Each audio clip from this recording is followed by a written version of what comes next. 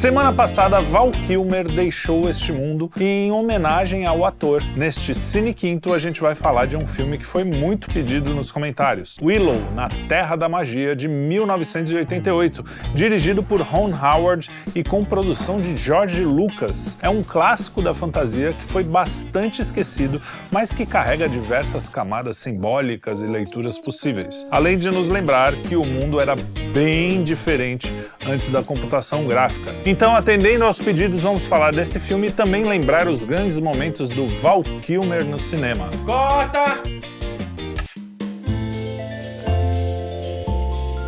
Olá, meus cinéfilos elementares, espero que vocês tenham passado bem a semana e a gente está de volta com mais um Cine Quinto e já queria pedir, como sempre, para vocês darem um joinha, comentarem, compartilharem o nosso vídeo, porque isso é muito importante para nós. Nós vamos iniciar, como sempre, mandando um abraço aos nossos comentaristas, como o Jordan Júnior 5900, que disse: cara, adicionei o teu canal, comentário excelente, eu sou um estudioso desse crime do século. Meu avô, que fazia crônicas em um jornal, já falava naquela época que Kennedy recebeu um tiro a queima-roupa, ou seja, existiu no mínimo 2 atiradores. Então, a gente está falando do último Cine Quinto que eu falei do JFK, né, do filme JFK, e eu achei legal, cara, ter gostado. Eu não sou um entendido no assunto, mas eu fiquei contente com o seu comentário, muito obrigado. O Rodrigo Freitas também, 3556, disse: o estúdio tá lindo, a luz e o áudio perfeito, muito obrigado. Realmente,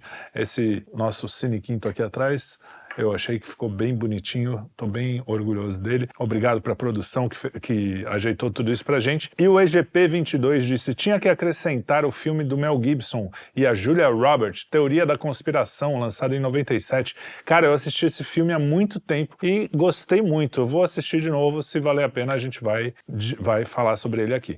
Dito isso, eu quero dizer que este programa contém spoilers e se você decidir seguir, é por sua conta e risco, beleza? Então vamos lá, o filme Willow estreou em 1988, numa época em que o mundo se encantava por narrativas épicas e mitológicas e de fantasia. Ele foi produzido por George Lucas e dirigido pelo Ron Howard, que era do Cocoon, que dirigiu o Cocoon, que eu já falei aqui, hein, no Cine Quinto. Willow é mais do que uma aventura com espadas, monstros e feitiçaria. É uma fábula sobre fé, coragem e identidade. Apesar da molecada pirar nesse tipo de filme, alguns não tiveram uma bilheteria tão boa na época, por isso que o George Lucas teve dificuldade para distribuir, e porque o filme não é muito bom aqui, cá entre nós. Eu fui assistir agora, eu não assisti na época, não lembro pelo menos de ter assistido, e achei o filme bem pior do que eu esperava, porque inclusive como as pessoas pediram para eu assistir, achei que tinha mais coisa ali, mas a gente vai chegar lá. É engraçado que essa coisa de fantasia parece que pertence a uma realidade meio paralela da infância de quem viveu nos anos 80. Parece que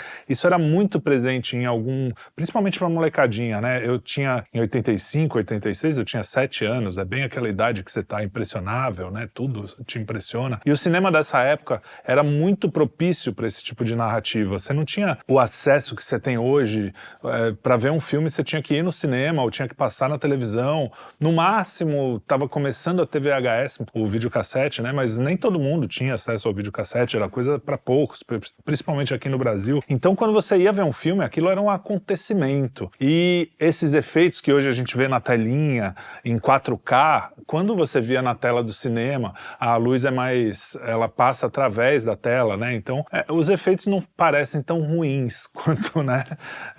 Quando a gente vê isso. Mas como eu estava dizendo, essa narrativa era propícia porque a computação gráfica ainda era inexistente, então não tinha essa coisa. Ver um homem voando, como no Superman, era uma coisa muito mágica, né? Ao mesmo tempo que os efeitos práticos, né, essa coisa do efeito especial daquela época, estavam chegando no seu auge, ainda que em Willow, especialmente, ainda deixasse muito a desejar na época. Imagina que hoje, com um olhar moderno, você vai ver aquilo, vai parecer um negócio bizarro. Mas os mais novos não vão entender o que era ver um homem voando como Superman, aquele cachorro bizarro da História Sem Fim com o molequinho em cima, aqueles bonecos do labirinto, a atmosfera toda de Conan o Bárbaro, Caverna do Dragão, He-Man, banda de metal com aqueles figurinos ridículos e as capas que serviam para assustar a criancinha, né, seus Iron Maiden? É melhor nem falar isso porque os fãs vão me trucidar aqui. Fã de Iron Maiden é chato, assisto às vezes. Bom, aliás, fantasia de terror também estava em todo lugar, né? O Michael Jackson entrou nessa com o Thriller, que era aquela coisa que queria assustar a criancinha. Parece que o mundo queria assustar a criancinha, né?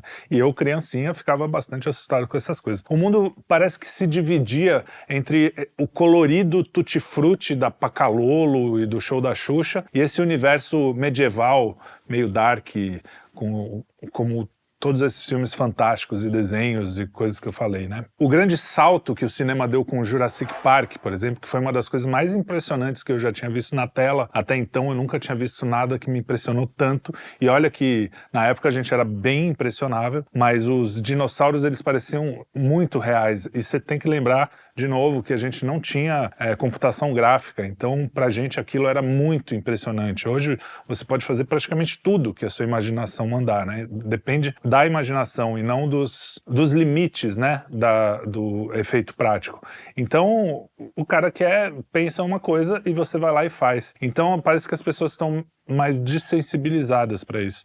Pra gente não. Pra gente, quando via um dinossauro daquele tamanho na tela do cinema, você se sentia ali naquele lugar. Era muito interessante. É um sentimento que gente da idade do meu filho talvez nunca entenda. E por isso, talvez eles também não tenham essa ligação com o cinema, né, que a minha geração teve. E é nesse contexto todo que nasce o Willow. Curiosamente, eu não lembro de ter visto na época, mas mesmo tendo passado umas 100 vezes na sessão da tarde, toda hora passava. Não é um filme que era raro de você encontrar, né? Algumas fantasias, eu nunca fui um cara muito de fantasia, né? Não sei se vocês já perceberam aqui no Cine Quinto, eu confesso com o risco de apanhar mais do que mala velha nos comentários, que mesmo o Senhor dos Anéis não é um negócio que me empolga, assim. Pra mim, tem dragão, já me brocha metade, assim. Não gosto de coisa com dragão, acho chato. Tem dragão. Enfim, mas estão me dizendo que o Senhor dos Anéis nem tem dragão. Não tem, mas tem anão, tem essas coisas assim. E esse filme, o Willow, é um termômetro interessante também para entender o que era o filme de fantasia antes e depois da trilogia do Peter Jackson, né? Porque é como os Beatles para música pop, ou Louis Armstrong pro jazz, né? Você pode gostar, pode não gostar, não tem problema. Mas não dá para dizer que esses caras não foram divisores de água. E o Peter Jackson, aí eu admito, ele foi um divisor de água no filme de fantasia, porque ele foi o primeiro a usar a tecnologia de um jeito, vamos dizer assim, mais natural e que ficasse interessante, não era só aquela coisa, tecnologia pela tecnologia. Realmente ele conseguiu criar um universo. Eu dou a mão à palmatória e eu tiro o meu chapéu pro Frodo lá e pra esse pessoal. Mas e o Willow? O que tem a ver com tudo isso? Bom, vamos falar um pouco do filme, o que ele é, né? A trama gira em torno de Elora Danan, um bebê destinado a destruir, uma bebê, na verdade, uma menina, destruir a malvada rainha Bavmorda. Esses nomes de fantasia também me irritam. Bavmorda, Frodo, Aaron Morsgovski, Ulfgold, Amhovsk. Puta, uns nomezinhos muito... Bom, enfim. O Willow Ulfgood, um fazendeiro e aspirante a mago da raça Neulin, uma espécie de povo anão, ele é um anão, né? É incumbido a levar para algum lugar seguro a criancinha lá, né? E os Neulin são frequentemente, que é esse povo anão, são desprezados pelos grandes homens, né? Os homens maiores que são os...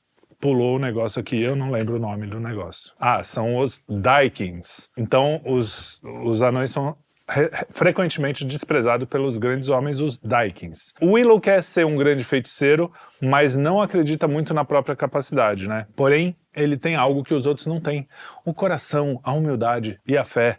E é com essas armas invisíveis que ele parte para a sua aventura. A estrutura narrativa do Willow segue claramente os passos da Jornada do Herói, do Joseph Campbell, o que prova que essa narrativa por si não significa muita coisa para uma boa história. Uma das maiores críticas a esse filme, que eu concordo, é que ele não tem muita alma, parece. É um filme, assim, correto. Então parece uma listinha de checklists para que a jornada do herói seja feita, né? Aí tem o chamado aventura. O Willow, que é um fazendeiro Neulin, né? Dessa raça aí semelhante aos hobbits, encontra uma bebê misteriosa, que a gente já falou, que é a tal da Elora Danan, e ela precisa ser deixada em segurança depois de passar por mundos cheios de perigo. Aí ele tem aquela recusa inicial e a aceitação logo depois, que também faz parte da jornada do herói. Ele hesita, mas aceita, proteger a bebezinha. Aí depois tem o encontro com o mentor. Ele é guiado por personagens mais experientes, como Finn Razel, que é uma feiticeira super antiga, né? Então já sabe das coisas. Tem o personagem que é a figura do ladrão também, o Val Kilmer,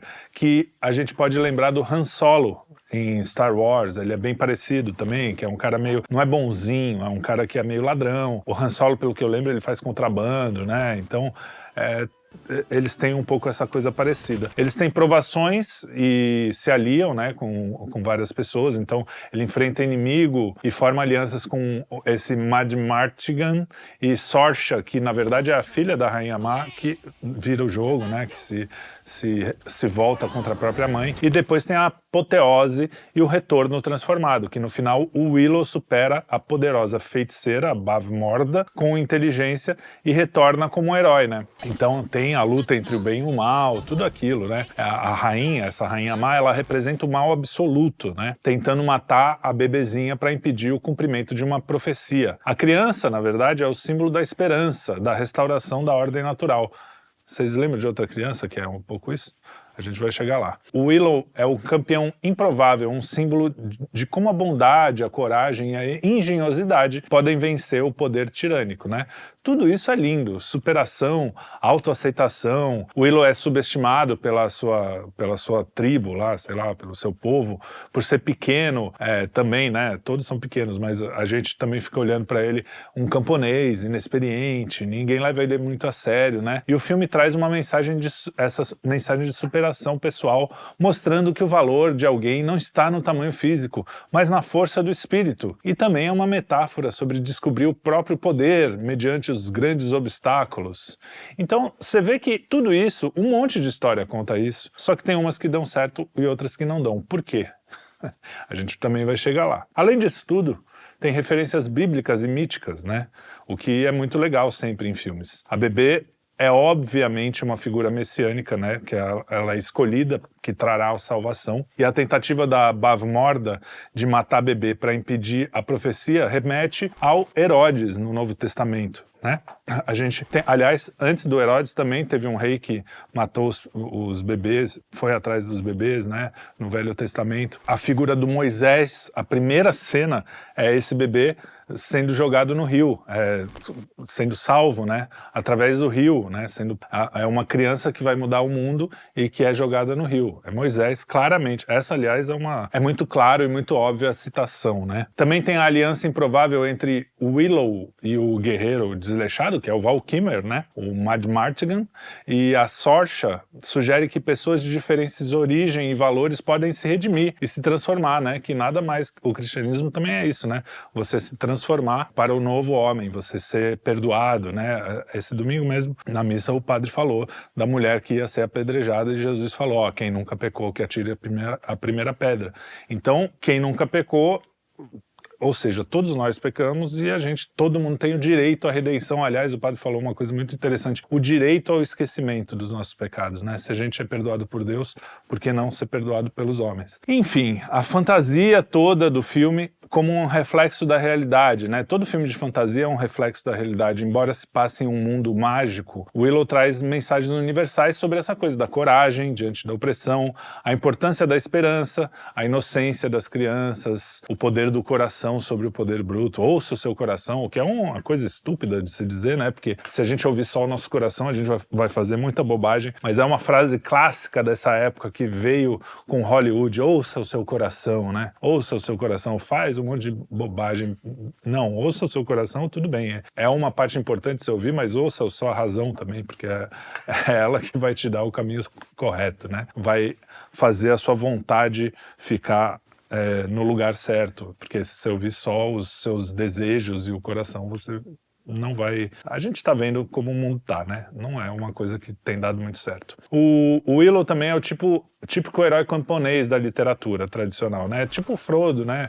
Esse chamado aventura, a ajuda sobrenatural também, tem magia, né? Esse filme é um filme cheio de magias. E aí o clímax contra o mal né, que ele vai brigar finalmente contra o mal, e tem o retorno. Quando ele volta para casa, ele está transformado. Ele não é o mesmo Willow que ele saiu. Ou seja, é o arco do herói perfeito do Joseph Campbell. Aí ele também não vence com a força, nem com uma magia muito poderosa, porque ele precisava buscar dentro dele a verdadeira magia. Mas na hora de vencer, ele vence com a inteligência. Ele engana a feiticeira suprema, a Bavmorda, com um truque de mágico de esquina, assim, bem barato, né? Que é uma ironia muito interessante. O mago amador vence a grande feiticeira com um truque, porque ele usou a cabeça, a astúcia e a razão. Ou seja, Willow nos lembra de uma verdade antiga. Os grandes não são os mais fortes, são os que têm fé, persistência e os que usam a cachola. E por que o filme não funciona?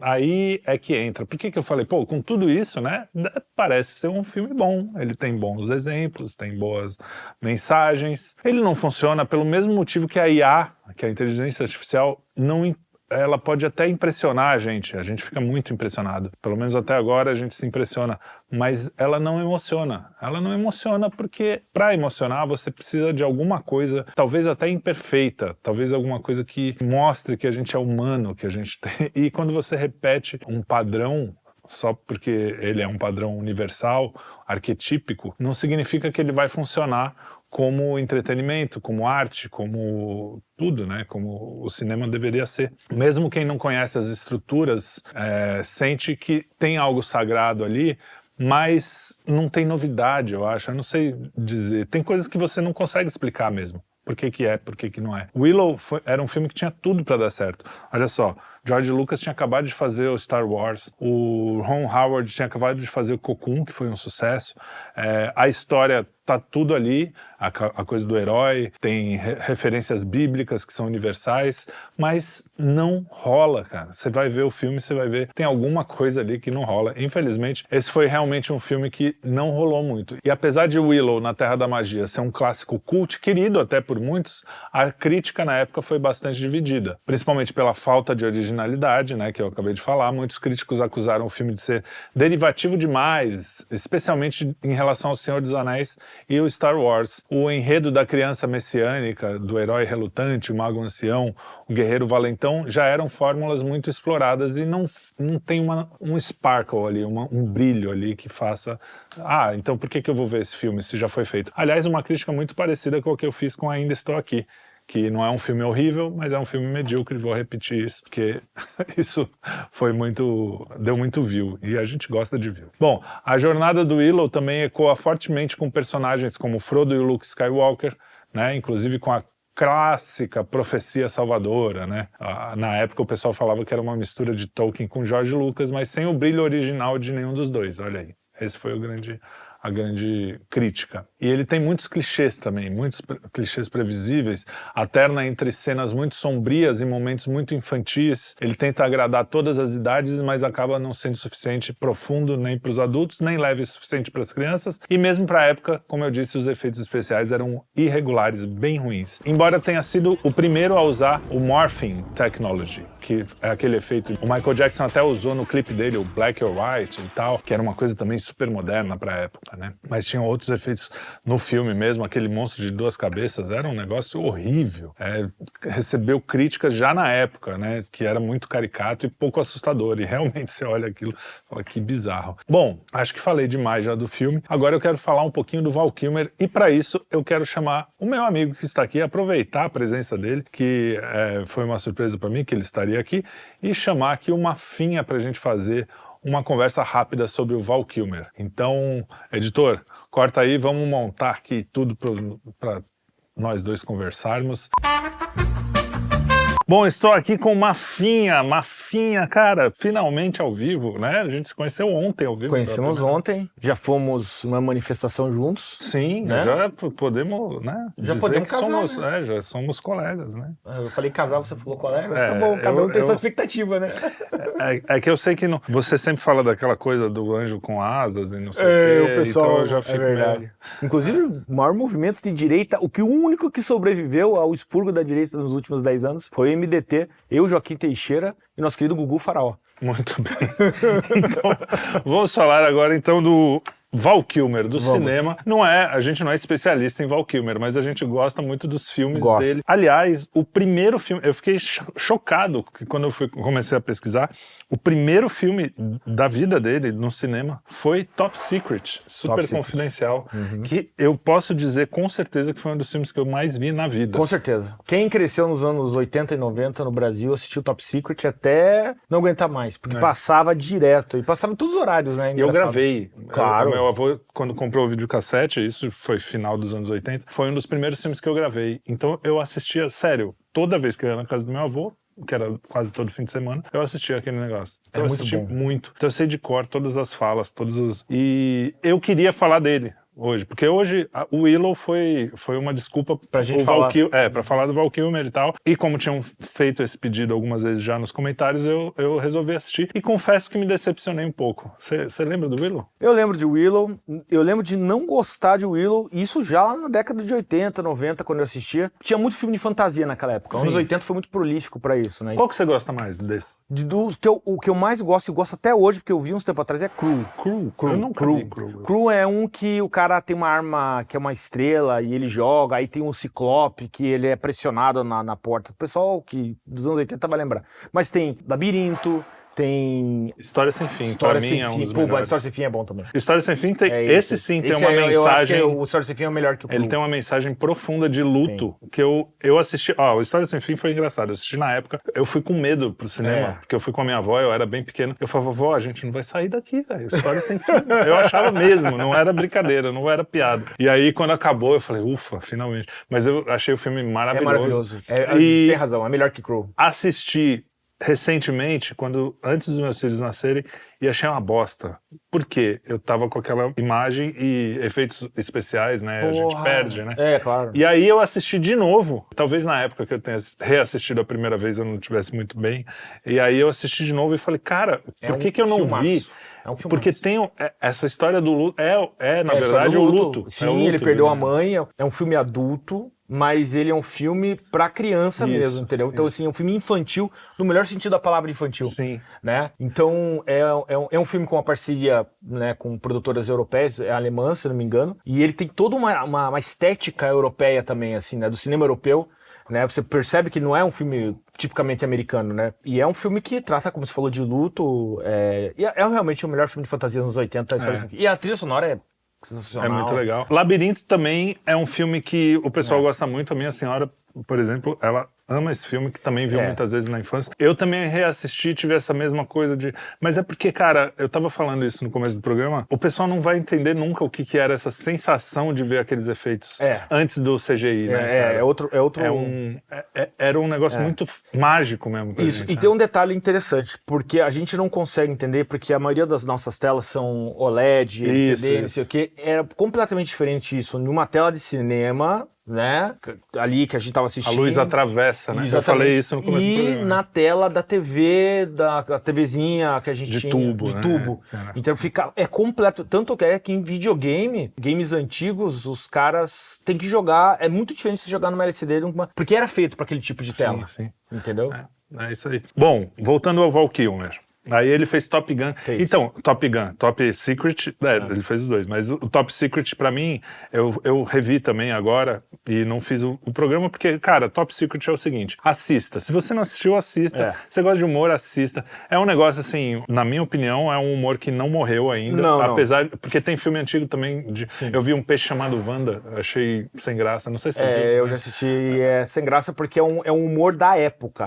O Top Secret, ele pega aquele humor físico que começa lá no cinema mudo e depois eles reciclaram, obviamente, para a década de 70 e 80, mas ele é muito bom. É dos mesmos caras do aeroporto que do Airplane. Apertem os cintos, o piloto sumiu. Exatamente. É o mesmo cara também que fez o Naked Gun, que vai fazer agora... Que vai... Isso, a Cor que a Polícia Vem Aí. Aliás, eu vi o trailer, você viu? Eu vi. Eu achei legal. Eu não gostei da primeira piada, mas a última achei sensacional. Eu não sei se o Liam Neeson tem a verve de comédia. Eu não gostei muito do trailer, porque, puta, eu sou muito fã do Leslie Nielsen. O Leslie Nielsen, ele se movia, eu dava risada. Eu dou risada até hoje vendo Quando a Polícia Vem Aí. Você já viu o anterior, que era a série de TV? Tem, eu vi a série TV. É mais legal que É mais legal que ainda, a Polícia Vem Aí. É muito bom. Chama Police Squad, Esquadrão de Polícia. É muito difícil de achar essa série, viu? Se você tem nos streaming você acha. Tem nos Piratex. Não que a gente incentive isso, não incentivamos isso. Não, mas quando você não tem onde achar, eu até acho que nem é contra a lei, inclusive, se você não consegue comprar. Na Alemanha você recebe cartinha multa na Alemanha, do governo. No Brasil, não. Ainda não, né? Espera só o taxar de descobrir. Bom, também, se for, não faça. Enfim, eu não quero falar. O problema. O negócio aqui é cinema. Bom, aí o cara vem, o primeiro filme é esse filme, e ele veio do teatro, era um puta ator de teatro mesmo. Estudou na Juilliard. Até meio Juilliard. chato, né? Sim, estudou na Juilliard, que é uma escola de arte cênica muito importante nos Estados Unidos. Um dos caras mais novos a entrar, né, com a menor idade. Ele era realmente um ator. Os Estados Unidos têm uma formação de atores muito forte. É uma herança inglesa, né? E aqui, não vou falar que no Brasil também não tem, claro que tem muitos atores bons no Brasil, sim. Ultimamente eu não tenho visto muitos, mas tinha pelo menos. Mas lá nos Estados Unidos eles são muito preparados, então dança bem, canta bem. Você vê no Top Secret tem uma cena de música, cara, que o cara dançando, você fala, cara... os caras o cara além de bonitão, né? O cara além de galã, os caras são muito preparados. Assim. Não era só pela beleza, o cara tinha que saber... Tinha que estudar mesmo, tinha que saber o que estava fazendo. Artistas completos, né? Val Kilmer era um grande...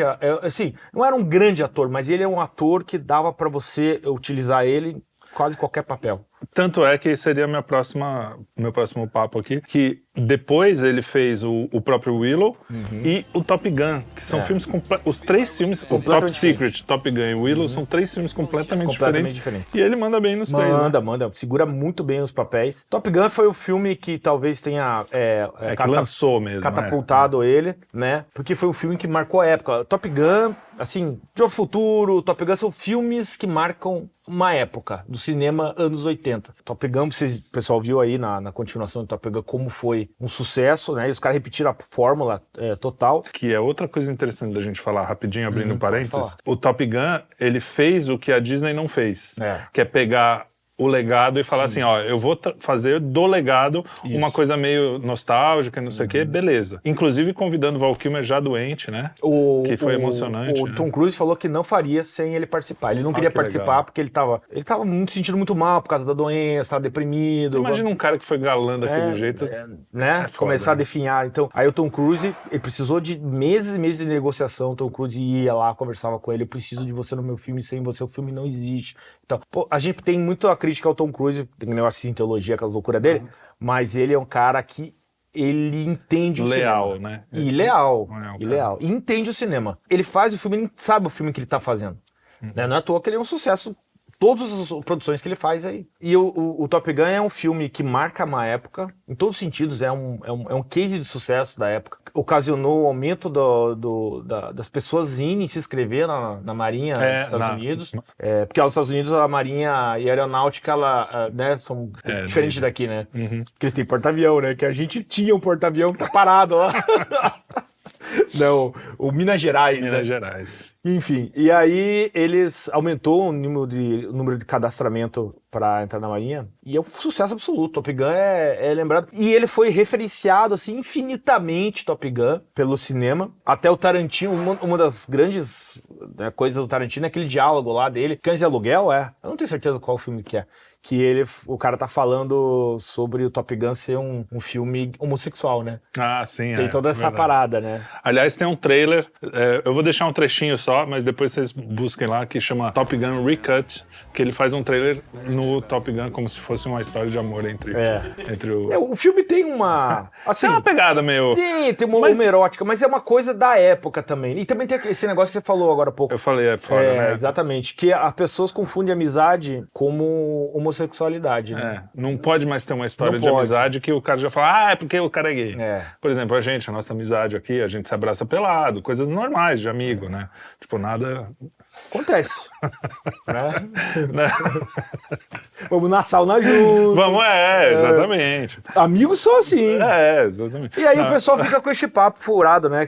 Tudo. Mas assim, às vezes tem uma pegada assim também, né? Por exemplo, a gente vai falar de um filme do Val Kilmer, que esse sim tem uma pegada homossexual por causa do diretor, que era homossexual, e vinha do mundo da moda, que era o Joel Schumacher, que é o Batman Eternamente, né? Que é o terceiro filme do Batman, daquela era começou em 89 com o Tim Burton, Batman 1 lá, né? Com o Michael Keaton. Né? Exatamente. Que é um belo Batman. Eu não acho um grande ator, mas é um belo Batman. Não, é um ótimo Batman. Batman que não vira a cabeça, né? Quer dizer...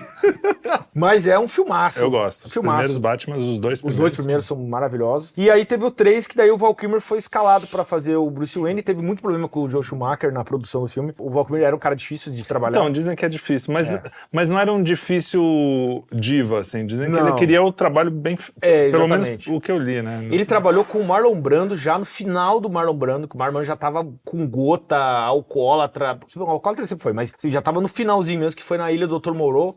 Tá. Né? E teve muito problema com o Marlon Brando nessa produção. E justamente porque você falou, porque o Marlon Brando sim era uma diva. Super dívida, né? Mas o Val Kilmer não, ele queria fazer o trabalho direito bem e tal. Feito, bem feito, exatamente. Ele teve Tombstone, que também é um Tombstone também é um... Cara, o IMDb dele é enorme, a gente estava até vendo aqui, tem coisa pra caramba, nem vai dar pra falar de todos. Mas assim, fica a nossa homenagem aqui. Fica. Como eu falei do Willow, e foi um filme que eu esperava muito, né? Retirar mais. E não consegui, como você estava aqui, eu aproveitei a sua presença. Obrigado. Até pra, né? Aparecer na câmera. Sempre aparece só na televisãozinha, fica olhando. Exatamente. Inteiro. Você vê, todo mundo fala que ele é gordinho, olha, né? Não olha é tudo aqui, isso assim não, também. Mas detalhe, eu fiz um consórcio com o senhor Ricardo Paes, não, como é que é o prefeito do Rio de Janeiro lá? O Eduardo Paes. E eu tô usando o Ozempic estatal. Então tá bom. Então tá bom. Mas queria agradecer você estar aqui com a gente. A gente não se abraça pelado. Muita gente acredita em piadas ainda. Por incrível que pareça, a gente vive numa época diferente do Top Gun. Aliás, o Top Gang. O Top Secret. Exatamente. E você ia falar, o Top Gun, ele criou uma série de filmes que era muito comum no final dos anos 80. Depois ele passou para paródia de filme pro Todo Mundo em Pânico, passou. E ainda continuou um tempo isso aí, que são excelentes. Top Gang é excelente. É muito bom, os dois são excelente. Do mesmo cara do Corre a Polícia também, dos mesmos diretores. Né? Charlie Sheen, o papel principal, que é, puta, cara, de dar risada, assim, é maravilhoso. É uma piada, assim, uma piada por segundo, assim, é maravilhoso o filme. Aliás, esse cara, o produtor... O diretor desses filmes, o Zucker, não sei o que é Zucker. Ele era irmão do cara que produziu Ghost. E num dos filmes, quando ele apresenta, eu não sei nem se eu acho que é até o Corre que a Polícia Vem Aí, fala, dirigido por Zucker, o irmão do cara do Ghost. Assim, é muito bom. É muito bom, né? As piadas são muito boas. Cara, no Top Secret, uma das primeiras piadas é o cara num trem na Alemanha. Cara, sensacional essa piada. E aí, o cara tá lá no trem, conversando, e de repente vem o bilheteiro é um puta negão, assim, tipo, e não fala nada, não tem nenhuma referência, só o cara aparece e pega o bilhete. É muito bom. É muito bom. Tem aquela por exemplo, pra fazer a trocagem na câmera, o trem parecendo se movendo, não se move, obviamente, o cenário, se move as pessoas de fora, né? E aí os caras mostram a coisa correndo, a estação de trem correndo. Exatamente, muito bom. Cara. Sensacional. Assistam. Se tem um filme do Val Kilmer que você precisa assistir, é o Top Secret. Os outros nem precisam, mas são muito bons também, mas não precisa. Muito obrigado. Muito obrigado a vocês também que acompanharam aqui o Cine Quinto. Nos vemos na próxima semana. Até a próxima. Até a próxima. Tchau, tchau. Corta!